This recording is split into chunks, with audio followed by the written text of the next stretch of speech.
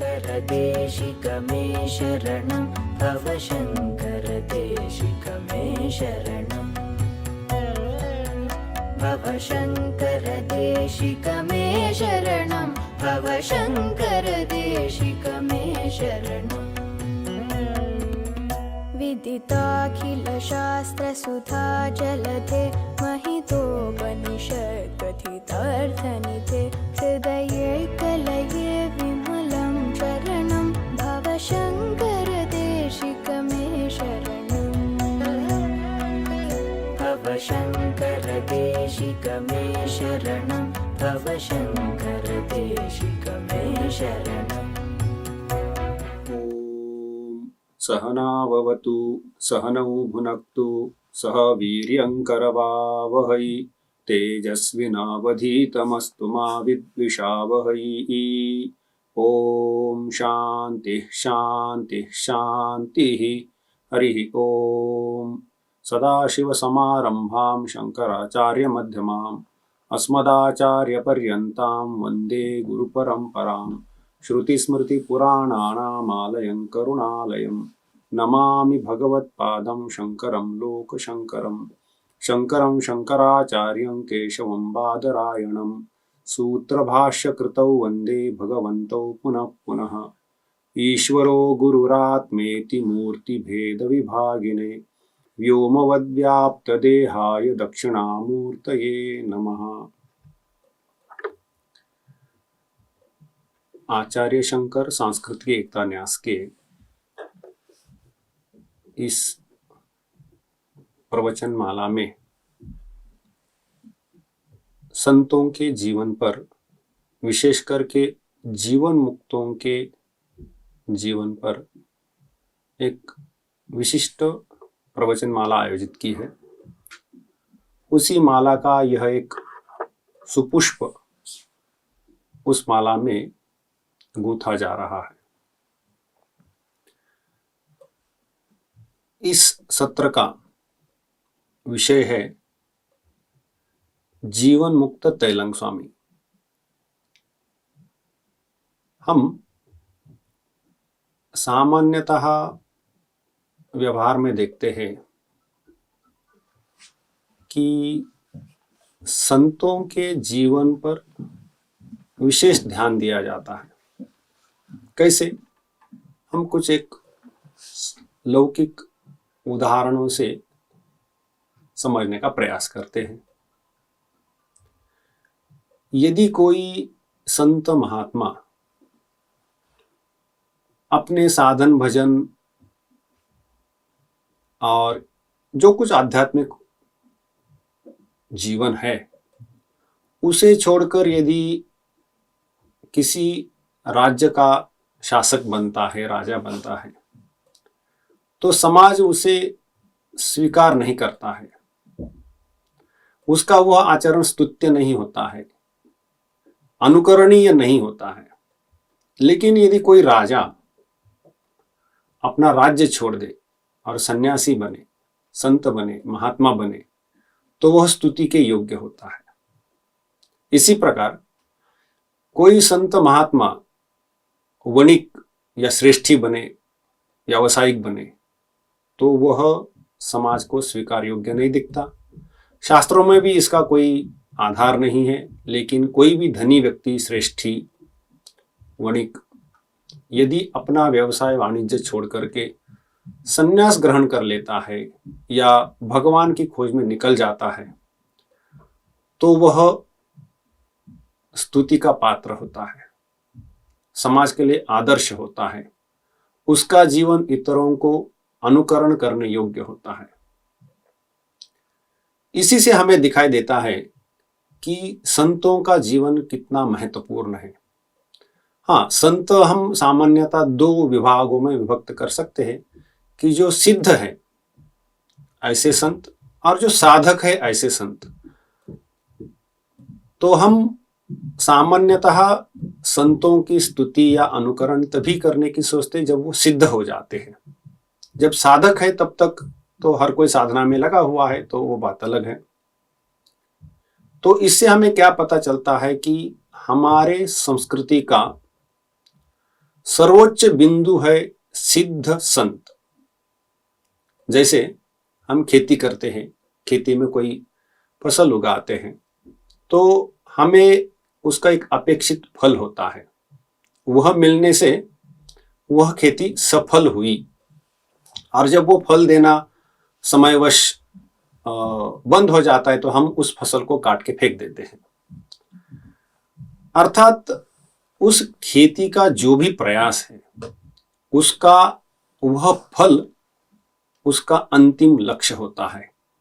वह पाना ही सभी प्रयासों के पीछे एक मूल कारण होता है। बिल्कुल उसी प्रकार हमारी पूरी संस्कृति किस प्रकार के फल के लिए लगाई गई है, तो वह फल है सिद्ध संत। जब कोई व्यक्ति सिद्ध संत हो जाता है, पूर्णत्व को प्राप्त कर लेता है, तो वह संस्कृति के सर्वोच्च बिंदु को प्राप्त कर गया। यह हमारी संस्कृति है। संतों के बारे में अब सामान्यतः यद्यपि विषय जीवन मुक्त ऐसा रखा है, तथापि यह जो सिद्ध पुरुष होते हैं उनके कुछ विभाग होते हैं।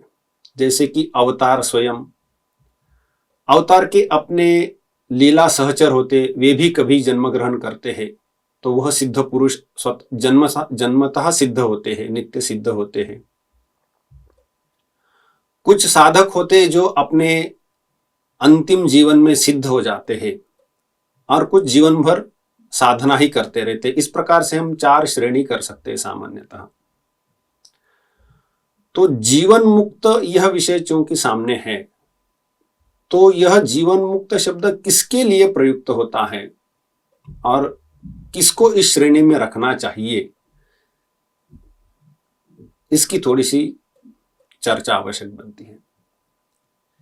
जीवन मुक्त शब्द का अर्थ है जीते जी मुक्त, अर्थात जन्म से लेकर देहांत होने के पहले किसी समय मुक्ति लाभ करना। अब यह मुक्ति अर्थात छुटकारा या मोक्ष, कहां से छुटकारा? स्वाभाविक है, जन्म मृत्यु के चक्र से छुटकारा। जन्म मृत्यु का चक्र अविरत चलता रहता है, और जिस जन्म में मृत्यु के पूर्व ही इस चक्र से जो बाहर निकल जाता है, वह जीते जी मुक्त हो जाता है, वह होता है जीवन मुक्त।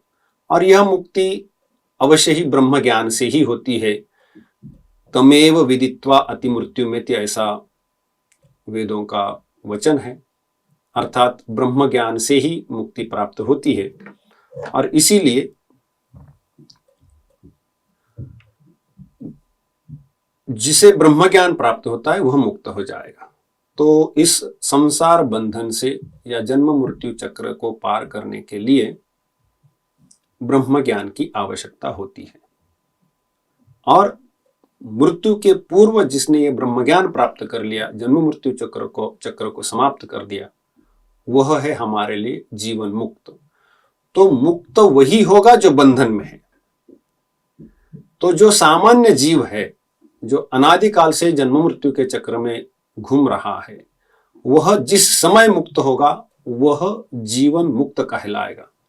लेकिन ऐसा कोई अवतारी पुरुष, स्वयं भगवान हो या भगवान के लीला सहचर हो, जो कभी बंधन में आते ही नहीं है, तो वह यद्यपि मनुष्य शरीर ग्रहण करते हैं, वह लीला मात्र के लिए करते हैं, तो उनके अनादिकाल से बंधन नहीं चल रहे हैं।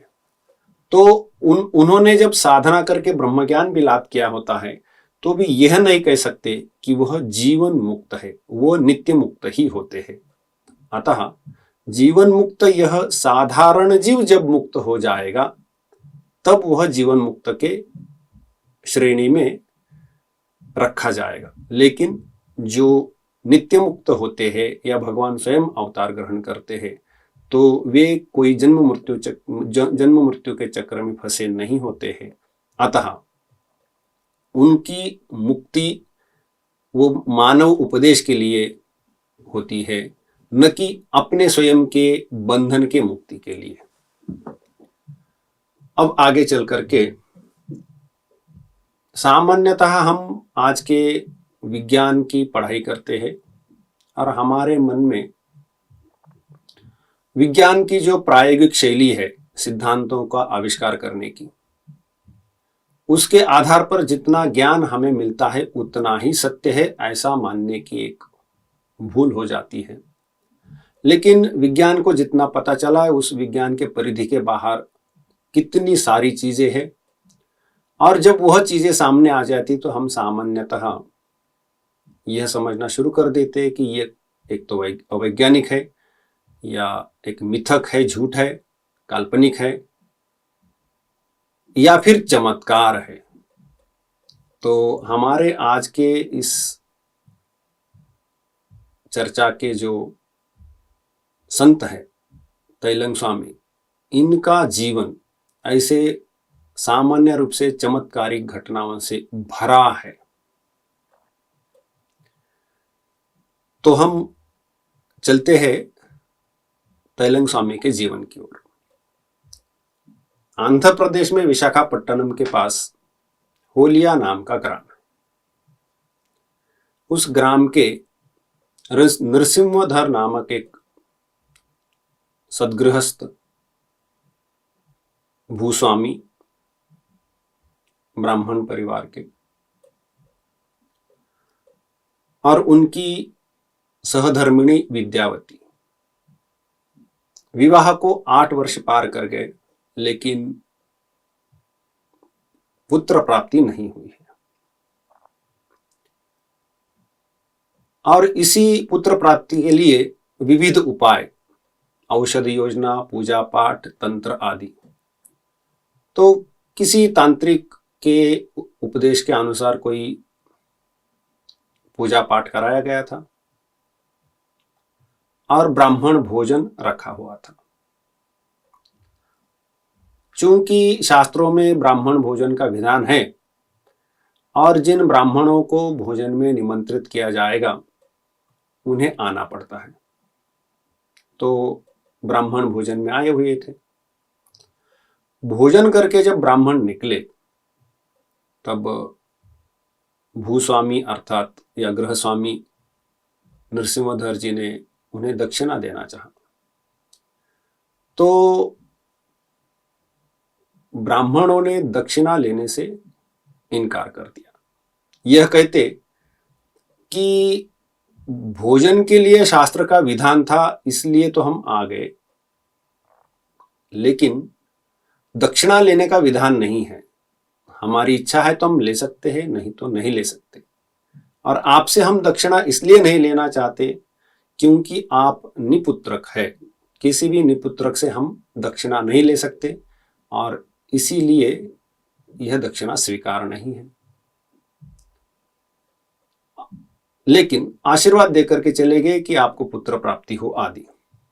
इस घटना से नरसिंहधर बहुत ही दुखित थे, अपमानित सा भी अनुभव कर रहे थे, लेकिन करे क्या। लेकिन उनकी ये जो मनस्थिति है, उनकी सहधर्मिणी विद्यावती को पता चला, स्वाभाविक है। तो अब विद्यावती ने यह सोचा कि इस समस्या का कुछ समाधान होना चाहिए।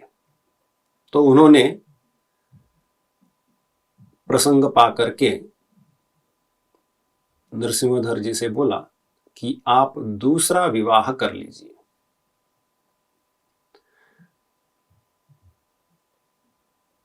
ऐसे स्वामी जो कि धर्मप्राण है, सरल है और अपने पत्नी को इतना प्यार करने वाले एक निष्ठ व्यक्ति हैं, इनके मन में दूसरे विवाह का विचार भी नहीं आता था। यह विचार सुनकर के पहले तो उनको वह स्वीकार ही नहीं हो रहा। तो अब पति को मनाना है, इसलिए विद्यावती ने एक व्रत जैसा कि यदि आप विवाह नहीं करेंगे तो मैं खाना नहीं खाऊंगी, इस प्रकार से संकट में डाल दिया। तो इस ऐसा करने के कारण नरसिंहधर जी मान लिए कि दूसरा विवाह कर लेंगे। दूसरा विवाह हुआ। दूसरा विवाह होने के बाद कुछ घटनाएं होने लगी जो विशेष है। विद्यावती शिवजी की भक्त थी, नित्य रूप से शिवजी की उपासना करती थी, मंदिर आना जाना, पूजा करना। जब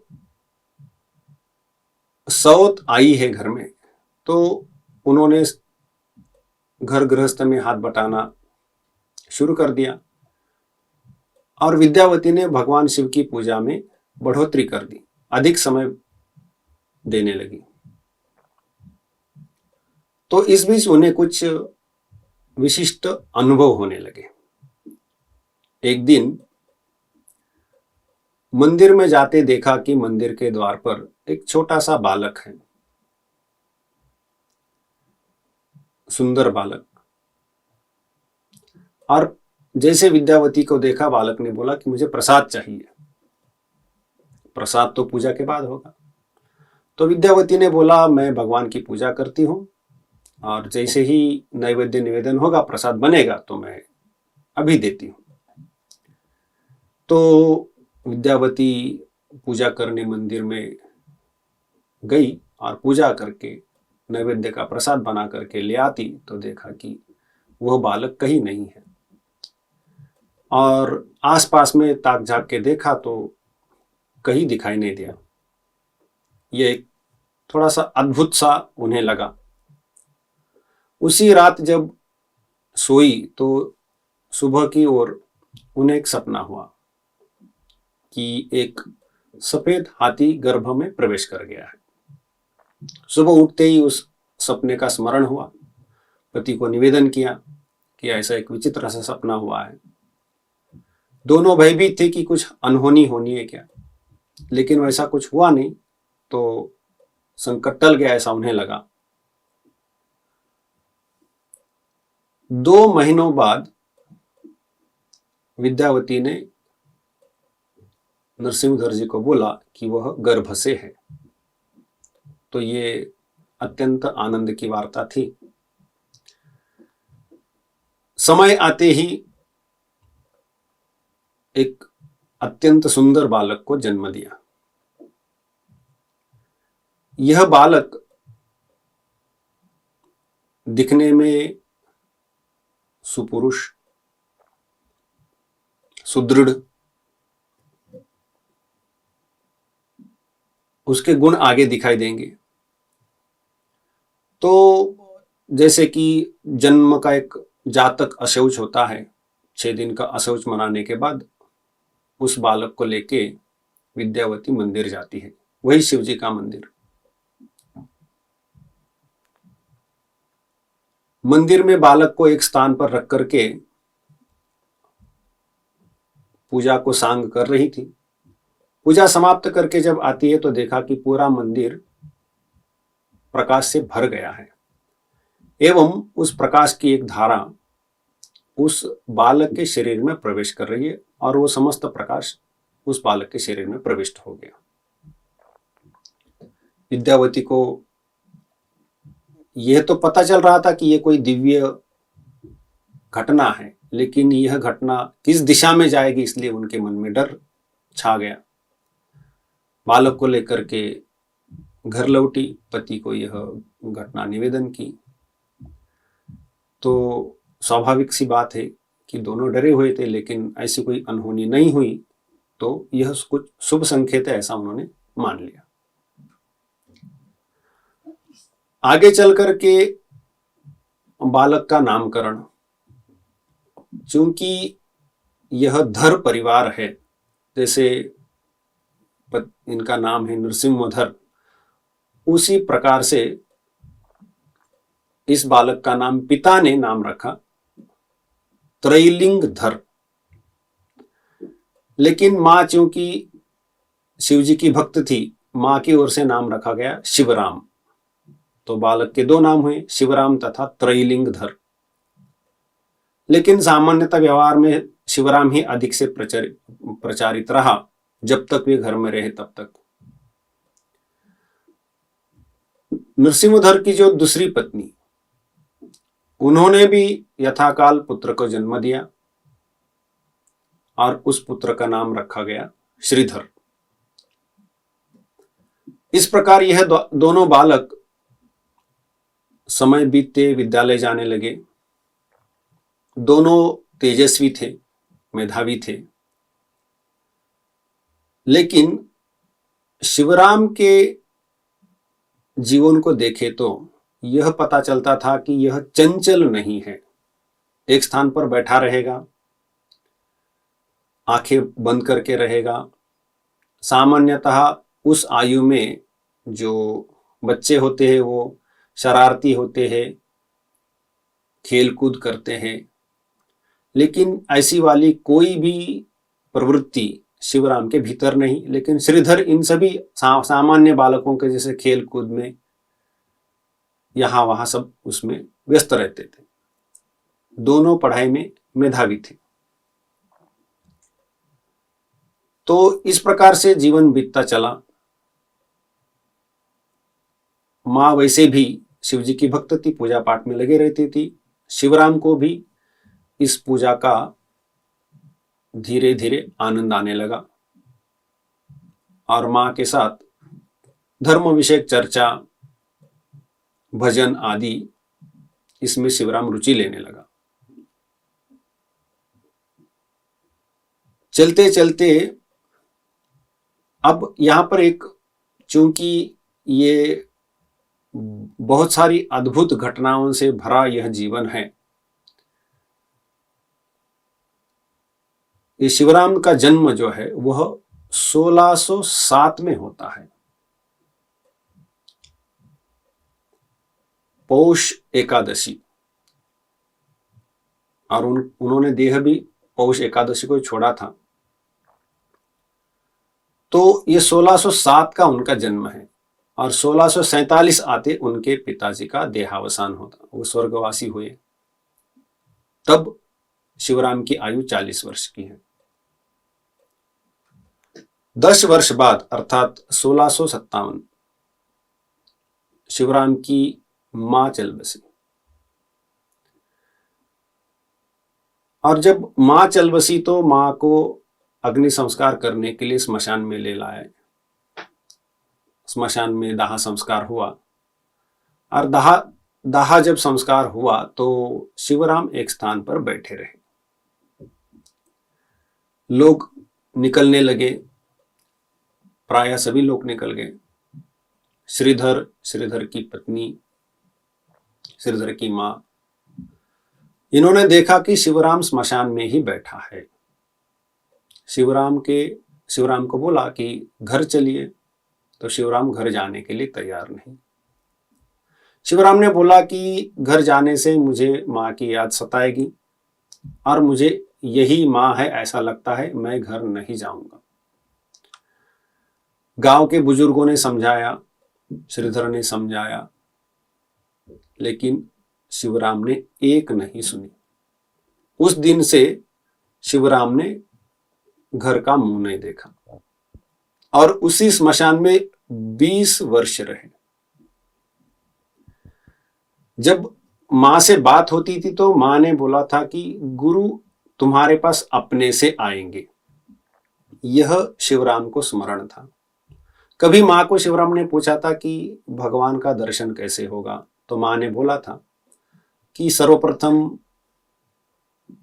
पूजा पाठ करना है, उससे श्रद्धा भक्ति का उदय होता है और भक्ति से आगे चल करके ज्ञान होगा तो भगवान का साक्षात्कार होता है। तो लेकिन इसमें एक विशिष्ट स्थान पर गुरु की आवश्यकता होती ज्ञान के लिए, तो गुरु स्वयं अपने जीवन में उपस्थित होंगे, यह मां का उपदेश शिवराम के मन में था। अब स्मशान में ही 20 वर्ष गुजारने के बाद अचानक उन्होंने देखा कि एक सन्यासी स्मशान की ओर आए हुए हैं। वैसे गांव में अलग अलग समय पर सन्यासी महात्मा आते हैं, लेकिन गांव में आते हैं, भिक्षा करते हैं और चले जाते हैं। स्मशान की ओर कोई नहीं मुड़ता है, कभी नहीं। 20 वर्ष वो रहे स्मशान में, कोई एक नहीं आया, लेकिन अचानक से एक सन्यासी उपस्थित होते हैं। वह सन्यासी आते हैं तो परिचय हो जाता है। और शिवराम उनकी सेवा करते हैं। श्रीधर ने जो भोजन लाके दिया था वो भोजन उन सन्यासी को अर्पण करते हैं शिवराम। भोजन पाकर वो संतुष्ट होते हैं और बाकी सभी सेवा से संतोष पाकर के वहीं पर रहते हैं। वो सन्यासी और शिवराम दोनों अभी श्मशानवासी हैं। ऐसे कुछ दिन उन्होंने वहां पर बिताए, चर्चा चलती चली। शिवराम के मन में यह होने लगा कि कहीं ना कहीं यही मेरे गुरु है। जैसे बात आगे बढ़ी धर्म अध्यात्म के विषय में, अनुभव के विषय में, तो शिवराम ने यह मन में ठान लिया कि इनसे मैं दीक्षा ग्रहण करूंगा, इनका शिष्यत्व ग्रहण करूंगा, और किसी दिन अपनी इच्छा प्रकट की।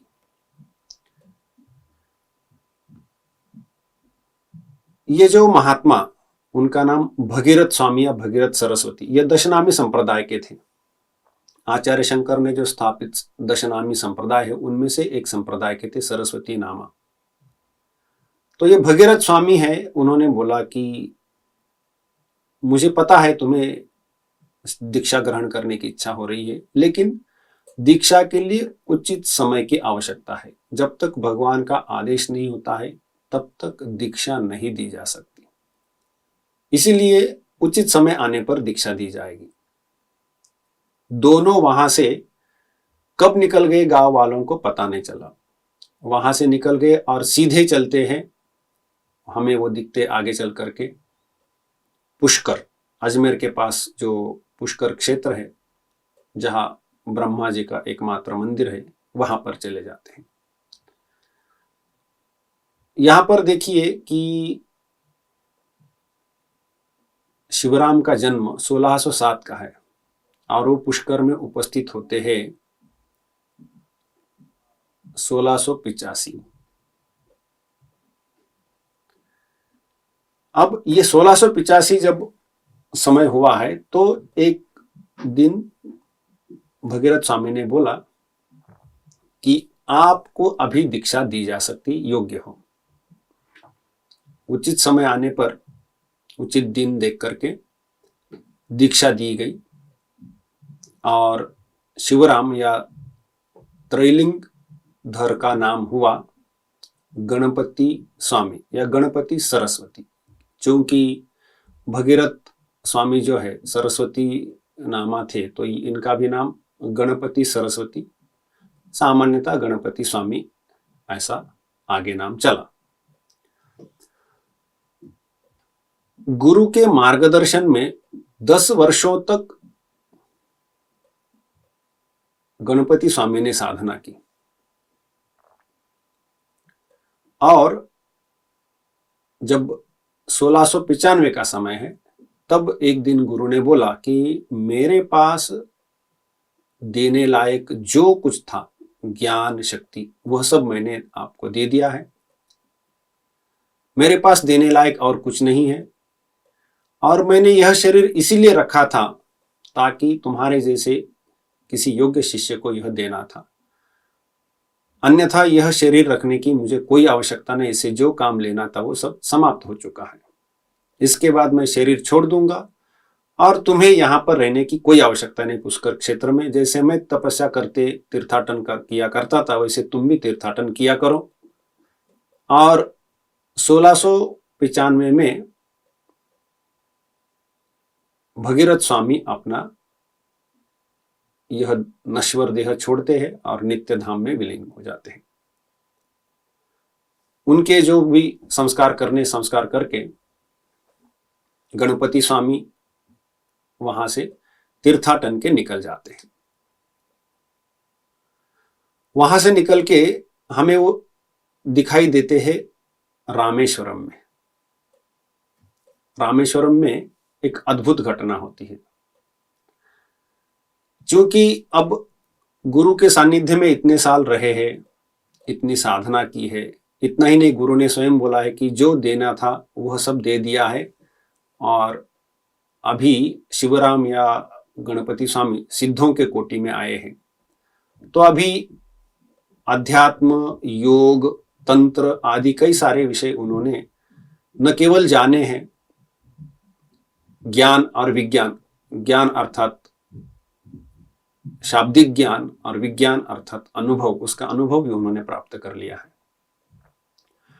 तो जब हमें रामेश्वर में दिखाई देते हैं तो वहां पर एक अद्भुत घटना होती है। रामेश्वर में एक जगह पर वे देखते हैं कि भीड़ हुई है और कुछ लोग रो रहे हैं और एक व्यक्ति लेटा हुआ है। पास में जाकर के देखा कि उस व्यक्ति को स्मशान ले जा रहे हैं। इन्होंने पूछा कि क्या हुआ, तो लोगों ने बताया कि इन्हें गर्मी सहन नहीं हुई और इस कारण उष्माघात से दम तोड़ दिया है।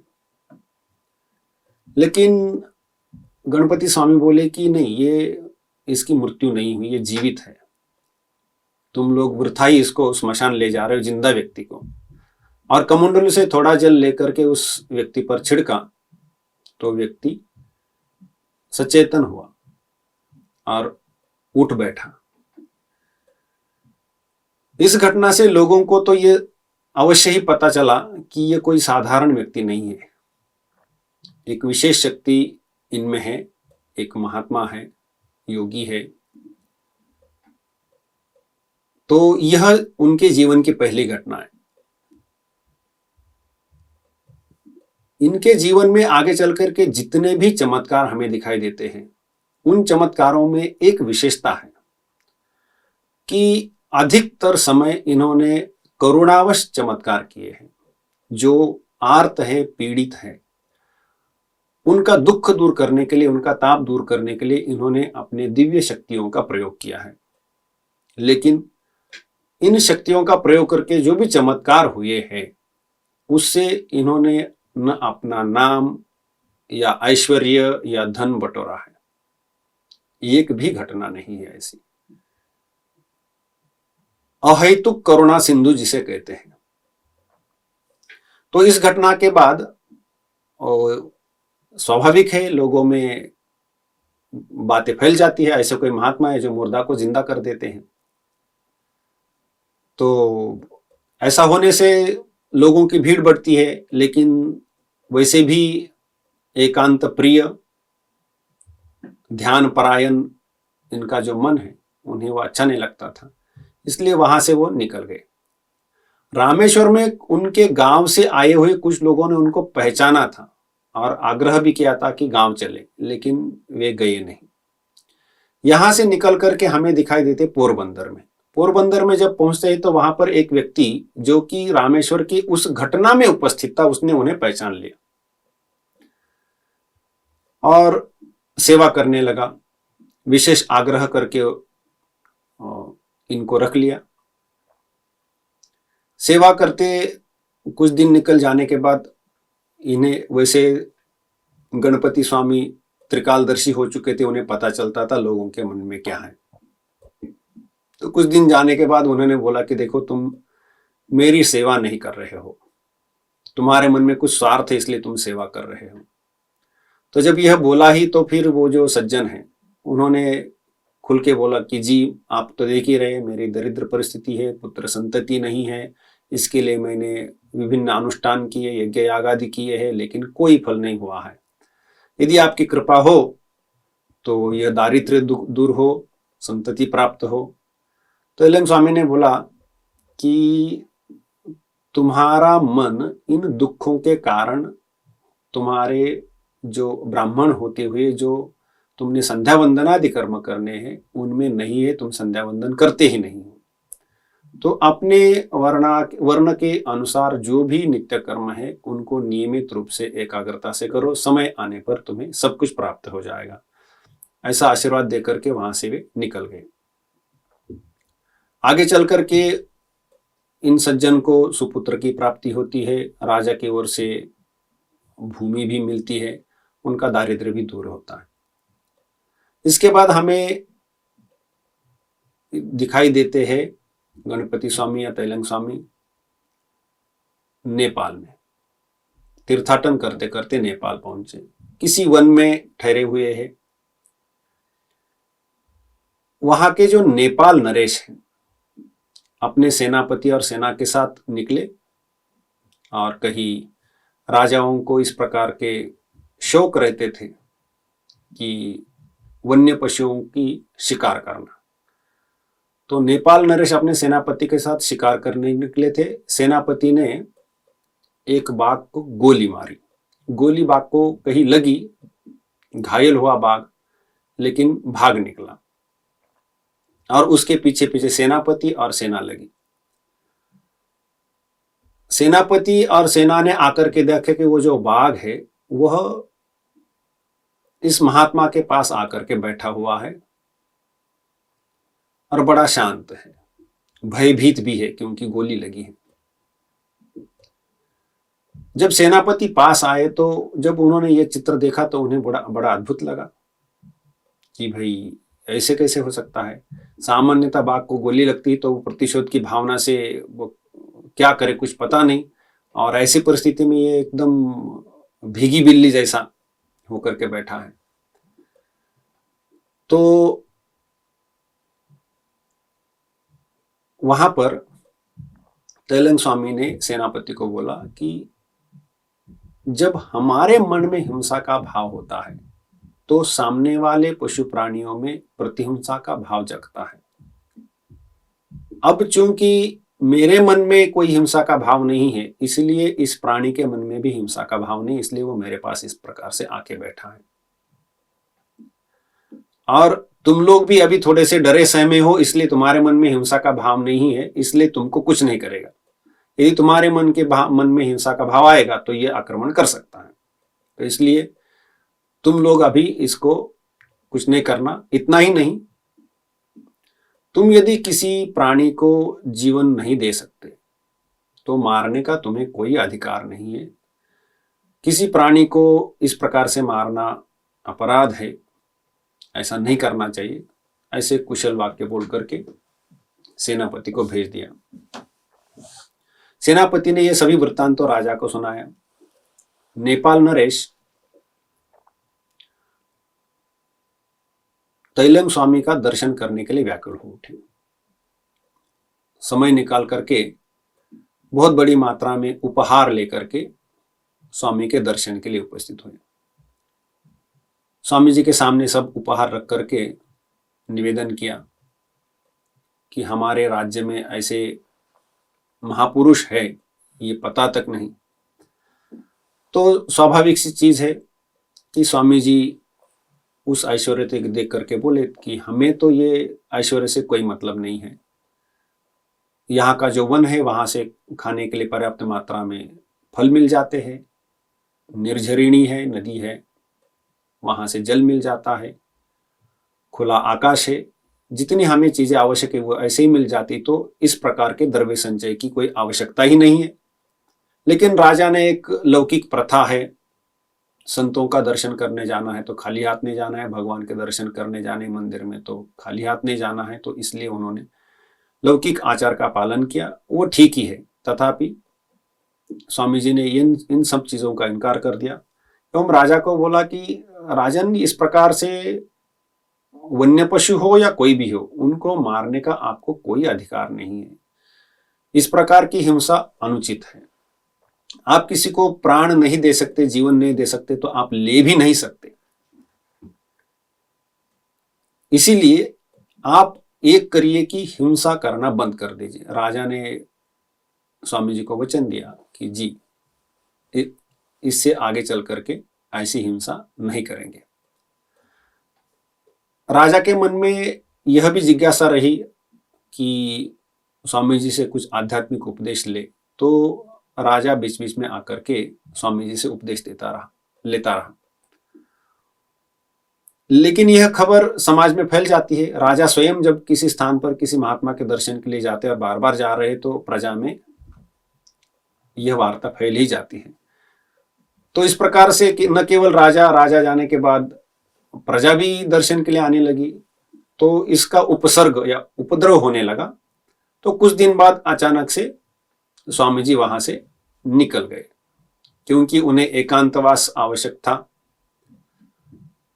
उनका स्वाभाविक रूप से ही अंतर्मुख मन है, इस प्रकार के समाज के उपद्रव से उन्हें अच्छा नहीं लगता था, इसलिए वे निकल गए वहां से।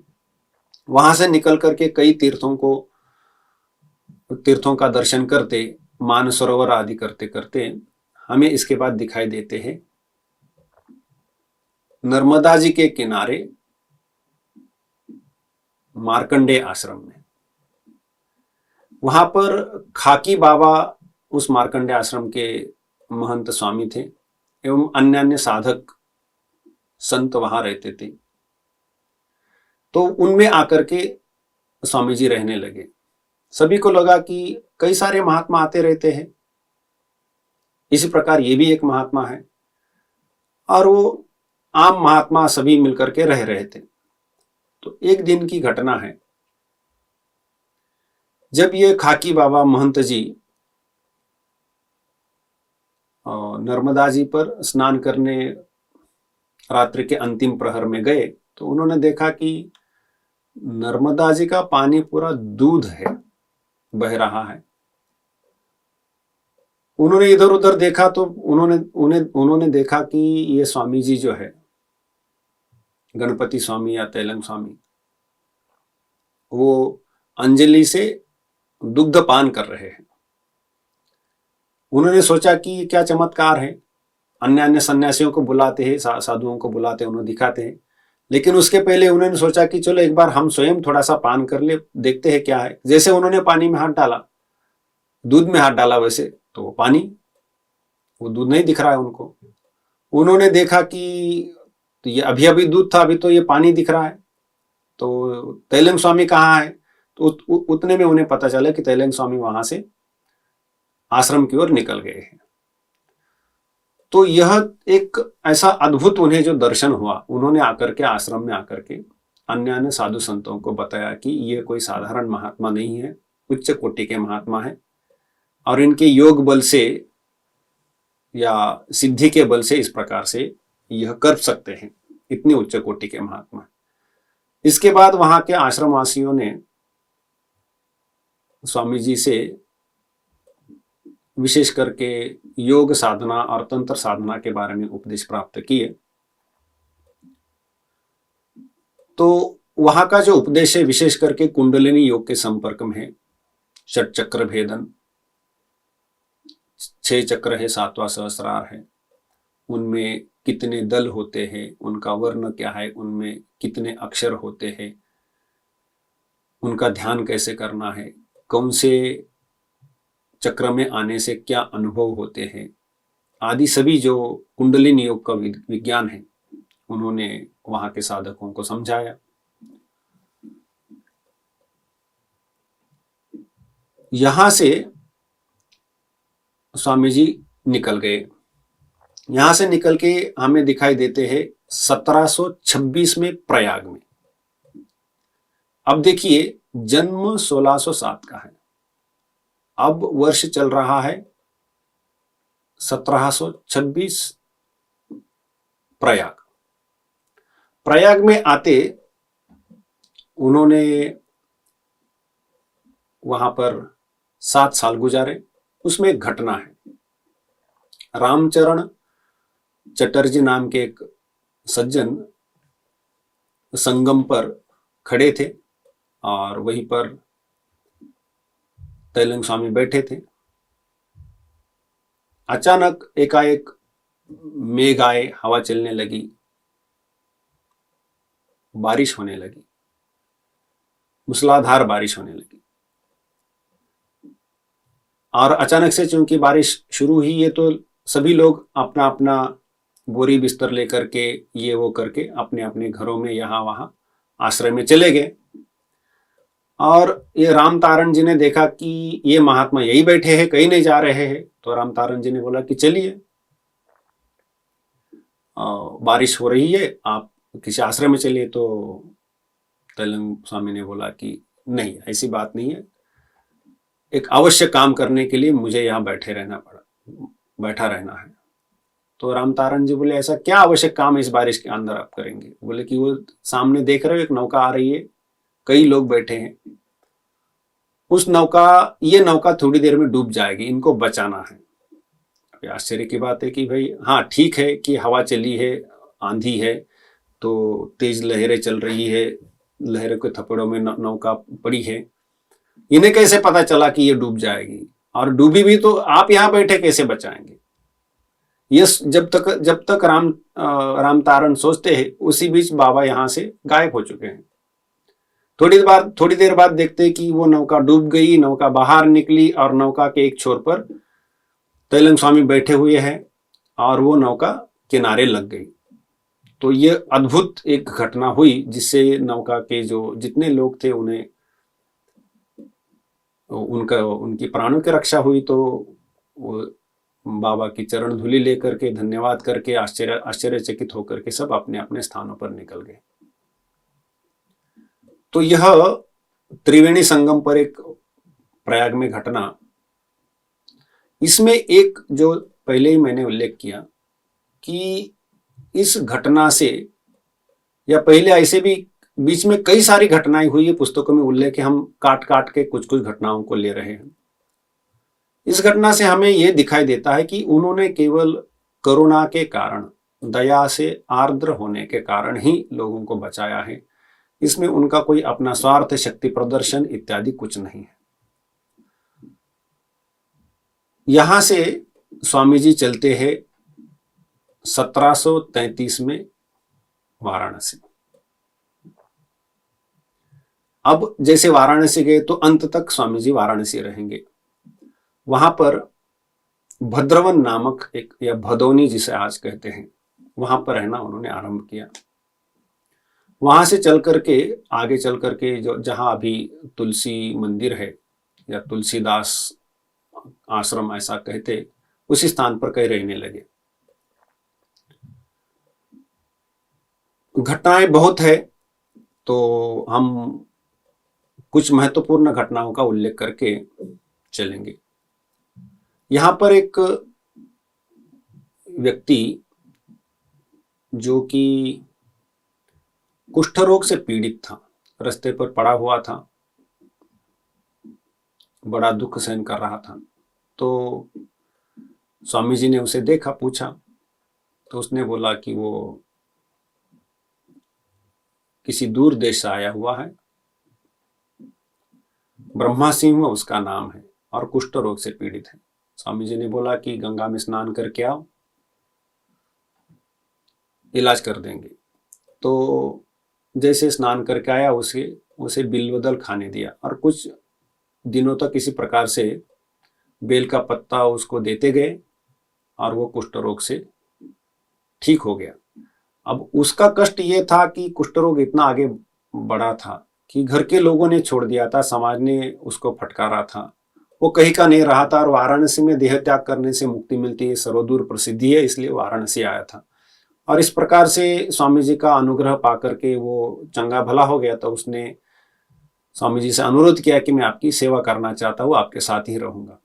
तो इस प्रकार से स्वामी जी के साथ रहने लगा और स्वामी जी की सेवा करने लगा। और स्वामी जी की भाषा तथा देश जानकर यहीं पर, इसी तुलसी घाट पर, लोगों ने इन्हें तैलंग स्वामी कहना शुरू कर दिया। यही से तैलंग स्वामी नाम पड़ा हुआ है। इसके पहले वैसे तैलंग स्वामी नाम नहीं था। घर में त्रैलिंगधर नाम था, लेकिन वो उतना प्रचलन में नहीं था, शिवराम प्रचलन में था। बीच में गणपति स्वामी नाम हुआ और यहां पर आकर के अभी तैलंग स्वामी नाम हुआ।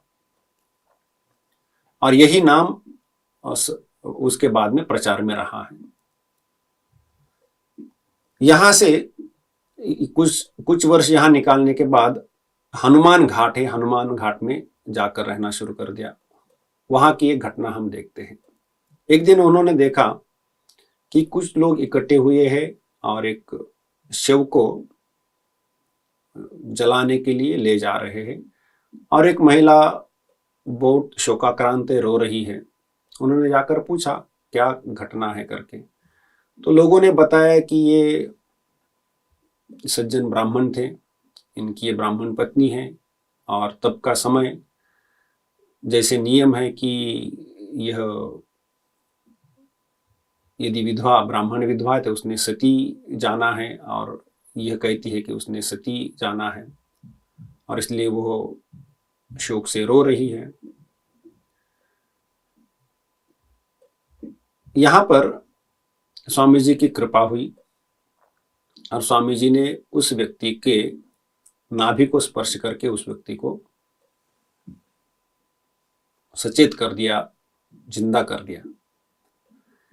अब ये चूंकि ये घटना इतने समाज में हुई है, किसी कोने में नहीं हुई है, इससे क्या होता है कि लोगों में तुरंत फैल जाता है कि ये बहुत शक्तिशाली ऊंचे कोटि के महात्मा हैं, तो भीड़ बढ़ती है। तो इस कारण इनके सामने आए दिन भीड़, लोगों के इस प्रकार के, इसका ये दर्द है, इसका ये दुख है, इसका ये शोक है, इसका ये कष्ट है, ऐसे चलता रहता।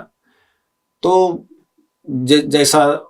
जैसे जब स्वामी जी उपलब्ध है, जैसे उनको अनुग्रह करने का मन होता है, उसके अनुसार उन्होंने कई लोगों पर अनुग्रह किए हैं, कई लोगों के दुख दूर किए हैं।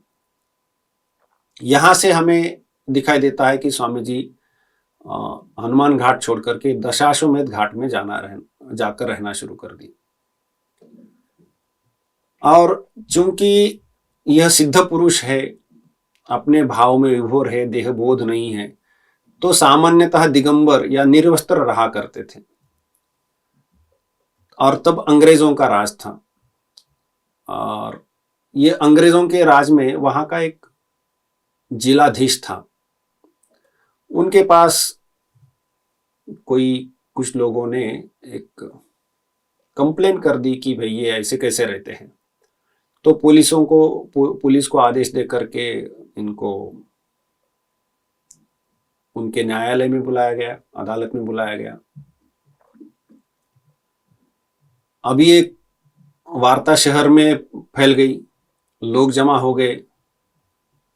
वो अंग्रेज अधिकारी था, तो उसने सोचा कि जो हो हम इसको देख लेंगे। अब उन्होंने इनको जैसे बोलना शुरू कर दिया कि भाई ये ऐसा है, ऐसे वैसे गुनहगार है, इनको जेल में डालना है, कारावास में डालना है। पुलिस को या उनके जो कुछ संतरी वंतरी रहेंगे उनको आदेश दिया। वो जैसे पकड़ने गए, कटघरे से बाबा गायब। अब इस घटना से सभी लोग हक्का बक्का रह गए। वो अंग्रेज जिलाधिकारी था, क्या करे अब। इस बीच वहां एक न्यायालय के न्यायाधीश थे, जिनके पास एक खबर पहुंची। वो बंगाली थे और इस स्वामी जी के भक्त थे, बढ़िया से जानते थे। वहां पर उपस्थित उन्होंने अंग्रेज अधिकारी को समझाया कि आप ऐसा मत करिए, ये महात्मा है और इनके बारे में आप ऐसा निर्णय मत लीजिए। तो जैसे अंग्रेज अधिकारी को समझाया, उसका क्रोध थोड़ा सा कम हुआ। तो उसी में कटघरे में फिर से बाबा दिखाई देने लगे। लेकिन अंग्रेज अधिकारी को और थोड़ा सा मजाक दिमाग में आया। बोले कि अच्छा ठीक है, बहुत अच्छी बात है, आप अपनी मन मर्जी रह सकते हैं, कोई दिक्कत नहीं है। और समाज को और पुलिस को भी आदेश दे दिए कि वाराणसी नगरी में संत महात्माओं को कोई छेड़छाड़ नहीं करनी है। लेकिन उन्होंने बोला कि तेलंग स्वामी को बोला कि आप मेरा दिया हुआ खाना खा सकते हैं। अब क्या है कि ये अंग्रेज अधिकारी है, निषिद्ध आहार करते हैं, मांसादि भक्षण करते हैं। तेलंग स्वामी ने बोला हाँ, मैं अवश्य खा सकता हूं, लेकिन आपको भी मैंने दिया हुआ खाना खाना पड़ेगा। यदि आप खाएंगे तो मैं आपने दिया हुआ खाना खाऊंगा। अंग्रेज अधिकारी को लगा कि साधु संत है, ये तो वैसे भी मांसाहार नहीं करते, निषिद्ध आहार कुछ नहीं करते हैं, तो शाकाहारी होगा, और होगा क्या, तो वो खाने में कोई कठिनाई नहीं। तो अंग्रेज अधिकारी ने मान लिया। जैसे ही मान लिया, तेलंग स्वामी ने अपने पीछे हाथ डाला और विष्ठा या मल सामने ला करके बोले लीजिए खाइए, ये आज का मेरा आहार है, आप खाएंगे। बड़ा अपमानित और क्रोधित भी हुआ, लेकिन करे क्या। तो लेकिन तेलंग स्वामी ने वही खा लिया और उससे उन्हें कुछ भी नहीं हुआ। तो इस प्रकार से उन्होंने उस अंग्रेज अधिकारी को पाठ पढ़ाया। तो ये घटना हुई। इसके बाद और आगे चल करके जो कुछ कुछ ऐसे तत्व, ये भी नहीं कि सब समय लोग नतमस्तक होते थे, चरण धूलि लेते थे, अपना दुख दूर करने आते थे। कुछ कुछ ऐसे भी तत्व आए हैं जिन्होंने बाबा के बारे में उल्टा सीधा सोचा है और कष्ट देने की सोची है। तो एक जन थे जिन कभी कभी बाबा चाहे कृपा करते थे या अपने अपने एकांत में रहते थे। ये कोई आवश्यक नहीं कि आए दिन सबके लिए दरवाजा खोल के बैठे, कभी कभी मौन में चले जाते थे। तो एक जन थे जिनका अपना कुछ कष्ट था, लेकिन बाबा ने उन पर कृपा नहीं की थी। तो उन्होंने सोचा कि अब बाबा को पाठ पढ़ाएंगे। तो उन्होंने एक दिन चूने का दूध जैसा एक मिश्रण बनाया, घोल बनाया और ले आए। बोले कि गाढ़ा दूध है, आप पी लीजिए। तो बाबा को तो कोई भी अगम्य नहीं, उनको सब पता चलता है। उन्होंने वो सब पी लिया और पीने के बाद पेशाब करने गए और उस सज्जन को बुला करके दिखाया कि देखो, पूरा वो जो चूना था उन्होंने पेशाब के द्वारा निकाल दिया। सज्जन लज्जित हो गए, घर गए। जैसे घर पहुंचे, पेट में दर्द शुरू हुआ, बहुत जलन होने लगी, बहुत पीड़ा होने लगी, असह्य। घर के लोग समझ नहीं पा रहे थे कि हुआ क्या। ये तो अभी अभी गए थे, अभी आए, वैसे तो ठीक थे, ऐसा क्या किया है कि इनको ये दर्द होना है। लेकिन वो सज्जन को पता चला कि उन्होंने क्या अपराध किया है। तो उन्होंने घर वालों को बोला कि कुछ भी हो वो तेलंग स्वामी के पास ले चलिए, मुझे उनसे क्षमा मांगनी। तो उसी अवस्था में उनको तेलंग स्वामी के पास लाया गया और उन्होंने क्षमा प्रार्थना की। तो चूंकि भगवान शिव स्वयं अवतीर्ण सचल शिव कहा जाता था इन्हें, या शिव के अंश से कृपा से प्राप्त, कोई भी आप कहिए, कैसा भी कहिए, तो ये आशुतोष स्वभाव है। इन्होंने तुरंत अपना जो क्रोध था संवरण कर लिया बाबा ने, और संतुष्ट हो गए और उसको उस पीड़ा से मुक्त कर दिया। और इसी घटना के चलते आगे और कुछ तत्व थे, पुलिस के साथ मिलकर के उन्हें लगा कि ये बाबा ऐसे है वैसे है, तो इनके साथ कुछ करना चाहिए। क्या करना चाहिए? उन्होंने सोचा कि एक संदूक बनाते हैं, संदूक में बाबा को बंद कर देंगे और गंगा में फेंक देंगे। ऐसी भी घटनाएं हुई हैं। तो उन्होंने संदूक बनाया, उसमें छिद्र बनाया, सब कुछ व्यवस्था किया और लेके आए और बाबा को पकड़ने दौड़े। जैसे बाबा को पकड़ने आए, बाबा दौड़ करके गंगा में चले गए। अब बाबा की सिद्धियां ऐसी थी कि पानी के अंदर घंटों या दिनों या महीनों तक रहते थे। पानी पर जैसे लकड़ी तैरती वैसे सोए रहते थे। ऐसे कई सारे उनके चमत्कार होते। तो वहां जाकर के देखा कि वो गंगा में सोए हुए हैं, जल के ऊपर लकड़ी के जैसे तैर रहे हैं। वहां जाकर के पकड़ने का प्रयास किया, वहां से बाबा गायब। कुछ लोगों को त्रिवेणी में दिखाई दिए। तो इस प्रकार की घटनाएं बाबा के साथ हुई है। और भी एक दो घटनाएं हैं। ये ऐसे जो तत्व है, इन्होंने बाबा को कुछ कष्ट देने के प्रयास किए हैं। ऐसी घटनाएं प्रचुर है। अब हम आगे चल करके कुछ 2-3 महत्वपूर्ण घटना लेते हैं। इनके पास यहां से अश्वमेध घाट, दशाश्वमेध घाट है। वहां चूंकि ये वाराणसी का सबसे महत्वपूर्ण घाट है, यहाँ बहुत भीड़ होती है। तो इस भीड़ से तेलंग स्वामी तंग आकर के यहां से अन्य स्थान पर जाकर के रहने की सोची।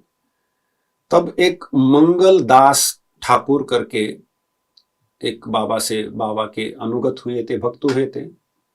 उन्होंने बाबा को बोला कि आप यदि चाहे तो पंचगंगा घाट है, वहां पर एक अपना निजी घर है, वहां रह सकते हैं।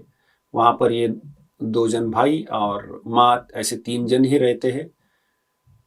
तो बाबा ने उनका प्रस्ताव स्वीकार किया। ये कहते कि हम तो किसी गृहस्थ के घर में नहीं रहेंगे, हम घाट पर कहीं रहेंगे, आवश्यकता अनुसार तुम्हारे घर में आकर के थोड़ा बहुत भोजन पान करना आदि कर लेंगे। तो मंगलदास की यह प्रार्थना बाबा ने स्वीकार की और ये दशाश्वमेध घाट से पंचगंगा घाट के पास जाकर के रहने लगे।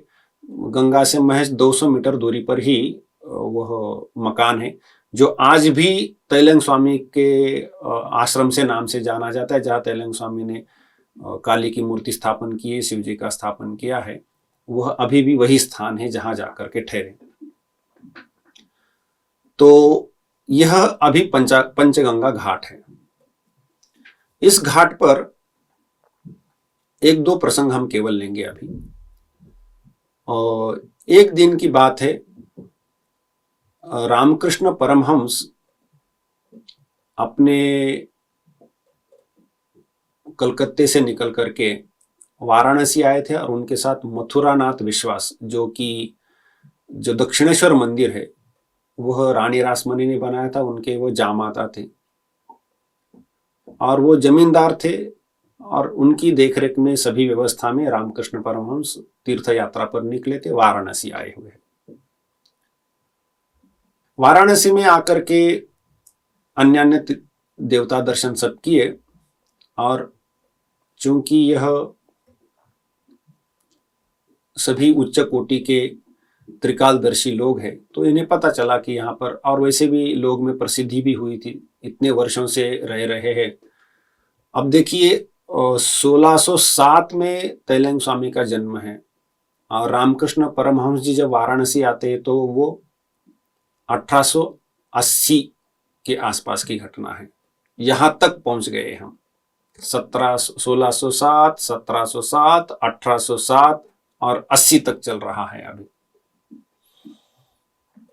रामकृष्ण परमहंस अपने जो भी दल था सेवक और शिष्यों का, उनके साथ तैलंग स्वामी का दर्शन करने गए। तो तैलंग स्वामी सामान्यतः उदासीन रहते थे, बहुत बार उनके लिए दर्शनार्थी आते थे तो बहुत लोगों को तो यूं ही भगा देते थे। मंगलदास को बोल के रखा था, इशारा किया कि इन लोगों को भगा देना है, बड़ी निर्ममता से भी भगाया जाता था। ऐसी कई घटनाएं हैं। तो यहां दिखाई दिया कि जैसे रामकृष्ण परमहंस आए हैं तो तैलंग स्वामी अपने से दोनों बाहु फैलाए हुए स्वागत के लिए सामने आए और दोनों ने आलिंगन किया, और बहुत लंबे समय तक बैठ करके उनके कुछ बातें हुई, और कई बार रामकृष्ण परमहंस जी आकर के उनसे मिले। एक दिन मथुरानाथ विश्वास को बोल करके तैलंग स्वामी को उन्होंने भरपेट खाना खिलाया, खीर खिलाई। प्रायः उस दिन की जितनी खीर थी वो 20 शेर के आसपास थी, उतनी एक ही समय खा गए। तैलंग स्वामी की विशेषता थी कि कोई खाना देता है तो जितना दे खा सकते थे और महीनों तक बिना भोजन रह सकते थे, ऐसे अद्भुत संत थे।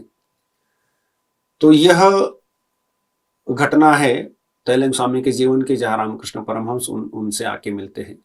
शारदा देवी आकर के मिलती है, और श्यामाचरण लाहिरी भी मिले हैं, विजय कृष्ण गोस्वामी भी मिले हैं। ऐसे कई सारे तब के समय के विख्यात संत हो गए हैं, ऐसे कई लोग इनसे आकर के मिले हैं।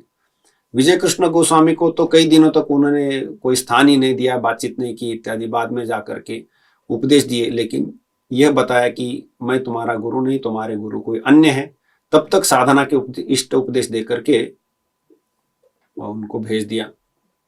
श्यामाचरण लाहिरी आए तो श्यामाचरण लाहिरी वैसे गृहस्थ है, लेकिन श्यामाचरण लाहिरी जी का भी उन्होंने बड़े आदर के साथ स्वागत किया, बातचीत की, सम्मान किया।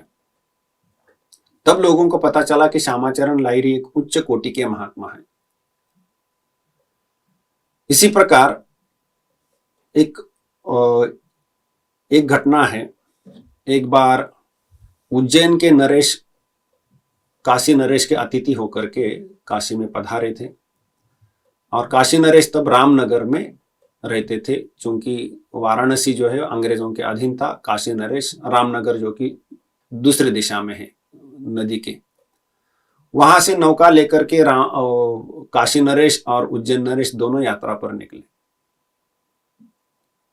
नदी से, नौका से आते आते दशाश्वमेध घाट, मणिकर्णिका, पंचगंगा घाट के पास जब आते तो उन्होंने देखा कि घाट पर एक व्यक्ति दिगंबर अवस्था में घूम रहे हैं। उज्जैन नरेश ने पूछा कि ये कौन है, तो वैसे भी काशी नरेश को पता था कि यह तैलंग स्वामी है।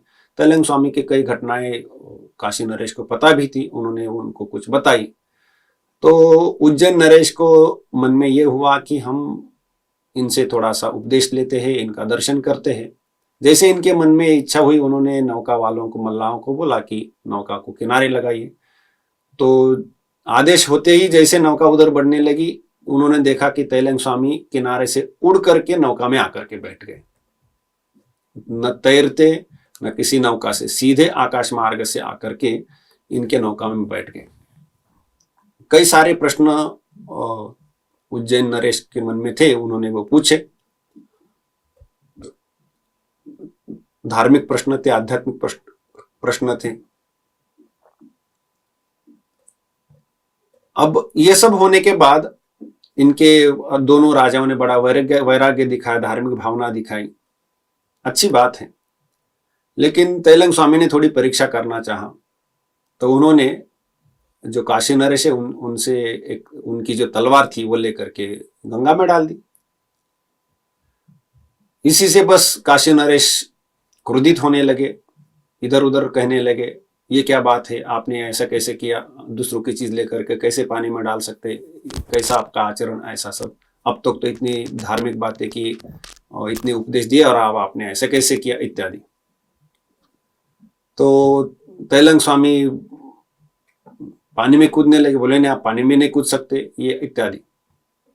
तो ठीक है, तैलंग स्वामी ने गंगा में हाथ डाल करके 2 तलवारें निकाली। उनमें से फिर राजा को बोला कि पहचानो तुम्हारी कौन सी तलवार है। राजा पहचान नहीं पा रहे हैं। तो बोले तुम कह रहे थे कि तुम्हारी तलवार है, अब तुम पहचान नहीं पा रहे हो कौन सी तलवार तुम्हारी है, तो ये तुम्हारी चीज है कहां से। तो राजा को अपनी भूल समझ में आ गई और एक तलवार राजा को देकर के दूसरी तलवार गंगा में फेंक दी और तैलंग स्वामी गंगा में कूद गए। कूदे तो पानी में डूबे ही रहे। शाम हो गई, अंधेरा होने लगा, पानी से नहीं निकल रहे। इन्होंने काफी प्रतीक्षा की। तो लोगों का अक्सर पता ही था कि स्वामी जी इस प्रकार से जब पानी के अंदर जाते हैं तो घंटों या दिनों तक रहते हैं, इसलिए प्रतीक्षा करके कोई लाभ नहीं। राजा ने वैसे ही क्षमा प्रार्थना करके वहां से प्रस्थान कर दिया। एक अंतिम घटना हम इसमें देखते हैं। उमाचरण मुखोपाध्याय नाम के एक स्वामी जी के शिष्य हुए। उन्होंने एक स्वामी जी की बंगाली में बड़ी विस्तृत जीवनी लिखी है और यह अंतिम शिष्य रहे स्वामी जी के, इसलिए, और चूंकि यह विस्तार से जीवनी और उन्होंने स्वयं अपने जीवन की लिखी है, बड़ी घटना है। मुंगेर में रहा करते थे, किसी कंपनी के, दवाई की कोई कंपनी थी, वहां पर अकाउंट आदि काम देखते थे। वहां से वाराणसी आए और उन्हें पता चला तैलंग स्वामी ऐसे कोई एक अद्भुत महात्मा है, विचित्र महात्मा है। तैलंग स्वामी के बारे में भली बुरी सभी प्रकार की बातें, जैसे कि इनको ही जिन्होंने बताया कि उन्होंने बोला अरे वो तो पागल है, वो तो ऐसे है, वो तो वैसे है, आदि आदि। लेकिन ये थोड़ी सी ऐसी बातें सुनने के बाद भी उमाचरण जी को लगा कि नहीं, इस महात्मा में कुछ विशेषता है, हमें जाकर के दर्शन करने गए। दर्शन करने तो तैलंग स्वामी जहां बैठे थे वहां जाकर के सामने खंबे को जाकर के टिक करके खड़े हुए। इनके मन में कुछ प्रश्न थे पुनर्जन्म के बारे में। उनको लगा कि ऐसे महात्मा को इन प्रश्नों का पूछ करके समाधान कर लेते हैं। थोड़ी देर खड़े रहे। तैलंग स्वामी ने जो मंगलदास है, मंगलदास भट्ट या मंगलदास ठाकुर, उनको इशारा करके बोला कि इसको बाहर भगा दो, निकाल दो। बस जैसे आदेश हुआ, मंगलदास तो आज्ञाकारी सेवक था, इन्हें बाहर कर दिया। फिर शाम को आए, थोड़ी देर तक खड़े रहे, इसी प्रकार से निकाल दी गई। दूसरा दिन यही बात, तीसरे दिन यही बात। लेकिन इनके मन में एक था कि ये महात्मा है, ऊंचे कोटि के, शायद कोई परीक्षा कर रहे हैं और हम ये प्रश्न पूछे बिना नहीं ठहरेंगे, इसलिए उमाचरण लगे रहे। 2-3 दिन जाने के बाद इन्होंने सोचा कि हम कुछ उपाय करते हैं, तो क्या करें। तो इन्होंने मंगलदास को 4 रुपए और वहां पर एक ग्वाला था उसको 2 रुपए दे दिए और बोले कि स्वामी जी जब आदेश करेंगे तो मुझे तुम लोगों ने धक्का मार करके बाहर नहीं निकालना है। तो ग्वाला ने बोला कि मैं एक कर सकता हूं कि जब तुम आओगे तो मैं यहां से निकल जाऊंगा, तो इतना मैं कर सकता हूं। और मंगलदास ने बोला कि मैं अपनी ओर से तो तुम्हें बाहर नहीं निकालूंगा, लेकिन स्वामी जी आदेश करेंगे तो मैं तुम्हारे 4 रुपये नहीं मानने वाला हूं, मैं तुम्हें निकाल दूंगा। तो ऐसा करने के बावजूद भी जैसे जाकर के खड़े हुए, स्वामी जी ने बोला कि इन्हें निकाल दो, तो मंगलदास ने इन्हें निकाल दिया। ऐसे 12 दिन चला। उसके बाद 13वें दिन जब वो आए तो उनके मन में ये बहुत शोक था, दुख था, कष्ट था, अपमानित थे। लेकिन क्या करें, उन्हें उन तैलंग स्वामी से प्रश्न पूछने ही थे, तो आकर के रोने लगे, चरणों में गिरे। तब तैलंग स्वामी ने बोला कि ठीक है, कोई बात नहीं। तब बैठने को, कम से कम पहली बार बैठने को बोला। इतने दिन आए, खड़े ही थे और वहीं से भगा दिया गया। तो बोले कल आओ। ठीक है, मतलब 13वें दिन बोला कल आओ, तो 14वें दिन आए। 14वें दिन आने के बाद उन्हें बोला कि मैं तुम्हें ठीक है कुछ बताऊंगा और कल आना। तो 15वें दिन आए। जैसे आए बोले कि ये यहाँ पर मंगल को समझा दिया कि यहाँ पर एक गेरू है, ये गेरू घिसना है और उसकी पाउडर बनानी है। लगा दिया गेरू घिसने के लिए। गेरू घिस रहे हैं। सुबह घिसे, गेरू बना। बोले दोपहर जाओ, भोजन करके वापस आओ, शाम को फिर से गेरू घिसना है। गेरू की घिसाई करके उससे वो पाउडर बनानी है। शाम को कोई ब्रह्मचारी जी आए, उन्होंने उस घिसे हुए गेरू को इसके बना करके कुछ श्लोक लिखे। सभी गेरू समाप्त हो गया और शाम तक जितना गेरू घिसा वो भर करके रख दिए। दूसरे दिन आए उमाचरण जी, गेरू घिसना है। अब ये गेरू घिसना चल ही रहा है, 14 दिन हो गए, समाप्त नहीं हो रहा है। अब उसमें जब उनको इस गेरू घिसने का इतना मतलब शारीरिक परिश्रम की कोई आदत नहीं थी, तो हाथ में दर्द होने लगा। दर्द होने से वो गति कम कर देते, तो वो बाबा डांट देते थे कि नहीं, स्पीड से करना है। अब हाथ में सूजन आने लगी। यहां तक स्थिति हो गई कि हाथ से खाना खाने में कष्ट हो रहे हैं क्योंकि हाथ में सूजन है। और आगे चल करके कष्ट बढ़ गए कि भाई स्नान करने के बाद गमछा उठा करके शरीर पोंछना है, वो भी संभव नहीं हो पा रहा है, लेकिन उनका गेरू घिसना चल ही रहा है। तो उनको ये पता चल रहा था कि कहीं ना कहीं हमारी तो परीक्षा हो रही है, कुछ पाप है जिसका ये प्रक्षालन हो रहा है, और ये जब समाप्त होगा तभी जाकर के कृपा होगी। तो ऐसा 15 दिन चला। उसके बाद बाबा ने ये उनकी परीक्षा करना समाप्त कर दिया। आगे चल करके उनको कुछ अनुवाद करने का काम कर दिया। वो अनुवाद था, वो बंगाली में अनुवाद करने दे दिया। वही 8-10 दिन चला। उसके बाद जाकर के उनको स्वीकारा, कुछ उपदेश दिए और उचित दिन आने पर दीक्षा भी दे दी। तो इस प्रकार से बाबा के करीबन 20 शिष्य है, उनमें ये उमाचरण जी अंतिम शिष्य रहे हैं। और ये उमाचरण जी के मन में जो प्रश्न थे उसकी एक छोटी सी बात थी कि भाई पुनर्जन्म होता है कि नहीं। तो ये संदेह दूर करने के लिए बाबा ने उनको जैसे उपदेश दिया, उसमें ये बोला कि तुम्हारा पूर्व जन्म अमुक अमुक ग्राम में था, अमुक अमुक परिवार में था, वह अभी भी है वहां। तुम्हें यदि वो पता करना है कि ऐसा है कि नहीं, तो तुमने उस घर में दरवाजे के ऊपर 3 श्लोक लिख के रखे हैं पूर्व जन्म में, वो अभी भी है। तुम चाहते हो तो तुम जाकर के देख कर आ सकते हो। तो खैर अभी इतने सभी चमत्कार सामने हुए हैं, उससे उमाचरण जी को श्रद्धा हुई है, फिर पड़तालने की कोई आवश्यकता नहीं।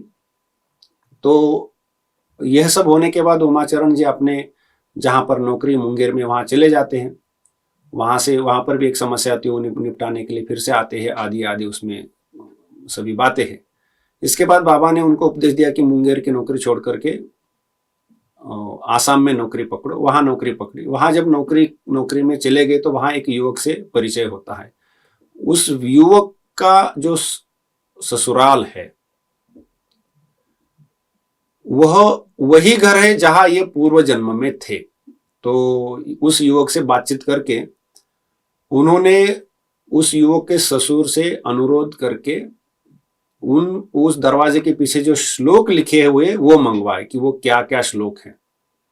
तो वो 3 श्लोक उन्होंने वहां से बुलवा लिए और वो श्लोक उन्हें मिले। तब उनको ये पता चला कि हाँ ठीक, बात तो ठीक है कि घर वही है, वही दरवाजा है, उसके ऊपर 3 श्लोक लिखे हुए आदि, वो सब उनको मिल गए। तो इस प्रकार से बाबा ने जो उनको पुनर्जन्म के बारे में विश्वास करने के लिए या विश्वास जगाने के लिए जो कुछ संकेत दिए थे, ये इन्होंने कभी ना कभी पड़ताल लिए और वो उनको सत्य है करके पता भी चले। इस प्रकार से तैलंग स्वामी का जीवन बड़ा ही इस प्रकार के अलौकिक घटनाओं से भरा हुआ, आध्यात्मिक उपदेशों से भरा हुआ। लेकिन तैलंग स्वामी ने केवल इतने ही शिष्य किए। अब तैलंग स्वामी जिस दिन जन्मे थे, पौष एकादशी, उसी दिन उन्होंने अपना देह छोड़ा और ये देह छोड़ने का वर्ष है 1887, 1887। जन्म तैलंग स्वामी का जन्म है 1607 का और देह छोड़ा है 1887 में। 280 वर्ष जिए। तैलंग स्वामी की जीवन यात्रा, इहलोक यात्रा, ये स्थूल शरीर में 280 वर्ष की रही। इनको रामकृष्ण परमहंस कहते थे सचल शिव, वाराणसी के सचल शिव।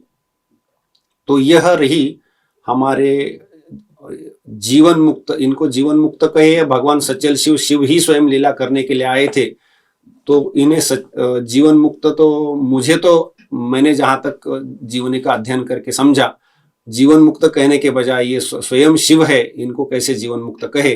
तो ये ऐसे महापुरुष अवतारी संत, इनका जीवन ये हमें बहुत प्रेरणादायक, अध्यात्म की ओर आकृष्ट करने वाला, अध्यात्म तत्वों में विश्वास बनाने वाला सिद्ध होता है।